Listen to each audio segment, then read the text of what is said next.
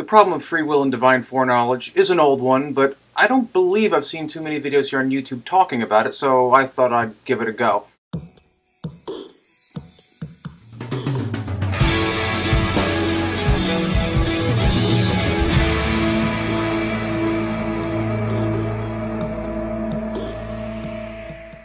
There are many ways of formulating the basic argument, but I want to use the version given by William Rowe of Purdue since it's clear, short, and tightly formulated.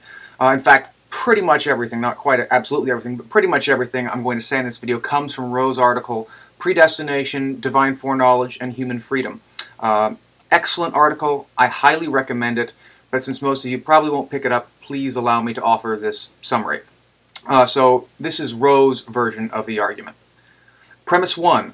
God knows before we are born everything we will do. This is the doctrine of divine foreknowledge. Premise 2. If God knows before we are born everything we will do, then it is never in our power to do otherwise. Premise 3. If it is never in our power to do otherwise, then there is no human freedom. Let's call this the doctrine of free will. Number 4. Conclusion. Therefore, there is no human freedom. The form of this argument is valid. That is, if the premises are true, then the conclusion must, as a matter of deductive logic, follow. Here's the logical structure of the argument so you can see for yourself. A, if A then B, if B then C, C. I hope it's just intuitively obvious. I don't have to give you guys a basic lesson on logic. Why? If 1, 2, and 3 are true, then 4 cannot help but be true. This means that there are only 4 logically possible responses to this argument.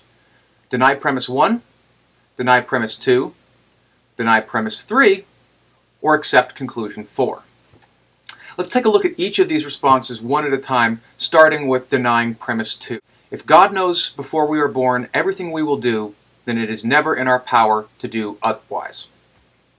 Now, many people initially resist this premise. They seem to think that simply because God knows what I will do doesn't mean that I don't freely choose it. After all, just because God knows I'll do X doesn't mean that God is making me do X. And that's fair enough, but it misses the point. The claim premise 2 is making is about the implications of God knowing what we will do before we do it and how that affects our power to legitimately make free choices. If God knows what I will do before I do it, then I never have the power to do otherwise. From God's perspective, the future is set in stone. Just like I can't change the past because the past is set in stone. If God knows what will happen in the future, then the future too is set in stone, and the apparent openness of the future is simply an illusion. Take a concrete example. Let's say I'm trying to decide what I want to eat for breakfast tomorrow. Either oatmeal or cold cereal. Now that looks like a choice to me. It looks like I can go either way. But if God knows everything, then He knows what choice I will make. It was written in God's diary, so to speak, before I was even born that I would choose the oatmeal. Now, had I done otherwise, had I gone with the cold cereal, then I would have proven God wrong. But that's impossible, of course. No one can prove God wrong. So if God knows, doesn't just believe, but knows what I will do before I do it, then I never have the power to do otherwise, because to do otherwise would be to contradict God. And that's all premise 2 says. I don't have that power. Now to premise 3. Premise 3 says, if it is never in our power to do otherwise, then there is no human freedom. This is called the doctrine of free will. Now the claim here is what it means to be free, is to have the power to do otherwise than you in fact do. Anytime you make a choice on this account, if the decision is actually foregone and the process of making the decision is actually illusory, then you could never have chosen otherwise than you in fact choose, and that means that you're not really free. The position known as compatibilism wants to deny this. Compatibilists say that free will and predetermination are, well, compatible, hence the name. Now, and this is a sophisticated position with strong arguments in defense of it, and I cannot completely disprove it here, so I'll have to suffice to give a good reason for thinking it's false. That is, a good reason for thinking that in order to be free, we must have the power to do otherwise. And that argument comes from John Locke, the 17th century British philosopher. Locke asks us to imagine the following scenario. He says, imagine a man brought into a room while he's unconscious, and the door is locked behind him, so he cannot leave, he cannot get out. Now when he wakes up, he finds a kick-ass party going on in the room. Now, he's a little puzzled, he doesn't know how he got here, but you know what? Who cares? He loves a good time, he decides to stick around, hang out, have some fun. Now Locke asks the following question. Does this man freely stay in the room? Locke thinks the answer is clearly no. The fact that he chooses to stay in the room is irrelevant. What matters is that he cannot do otherwise than stay in the room. It's just his good fortune that he's ignorant of the fact that he's being forced to stay, and that staying happens to be what he wants to do. That is not enough to say that he stays freely. So if Locke is right here, it's a good reason for thinking that in order to be free, we must have the power to do otherwise. Okay, lastly, Premise 1. God knows before we are born everything we will do. This is the doctrine of divine foreknowledge. Now, one way around this is to simply say that God does not have foreknowledge. One way of explicating that position would be to say that God knows every possible choice, every possible outcome, but he doesn't know what we're actually going to do. That's what allows us to be free. Now, this is certainly a way around the argument, but it comes at a huge cost. It means that we can't really say that God knows everything, since there are a whole host of meaningful, comprehensible questions that he does not have the answer to. For example, what will I eat for breakfast tomorrow? God might know my options, but he doesn't know which one I will actually choose on this account.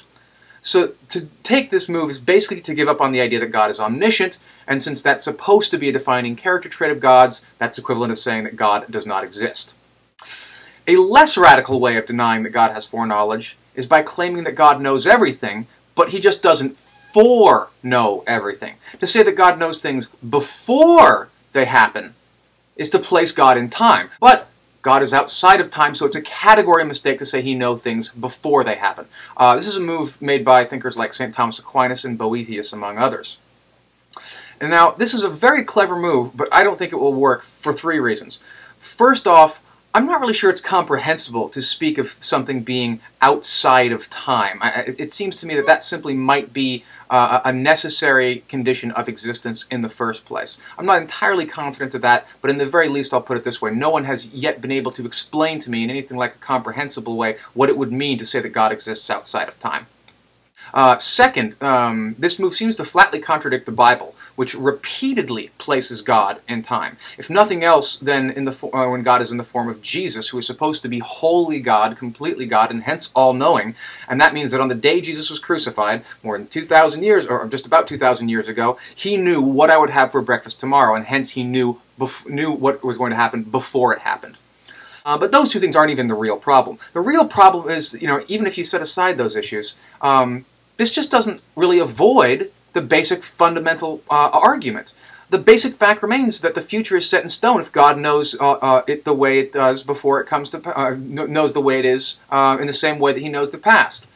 We can reformulate the argument thusly to completely avoid the problem. Premise 1 prime. God knows everything we do. Divine knowledge. Premise 2 prime. If God knows everything we do, then it is never in our power to do otherwise. Premise 3 prime.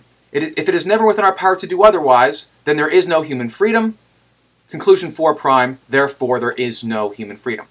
Now the logical structure here is the same, so if the argument is just as valid as the original. Premises 2 and 3 are completely identical with premises 2 prime and 3 prime, so if 2 and 3 are true, then 2 prime and 3 prime are true. And premise 1 prime completely avoids any mention of foreknowledge and does not place God in time in any way.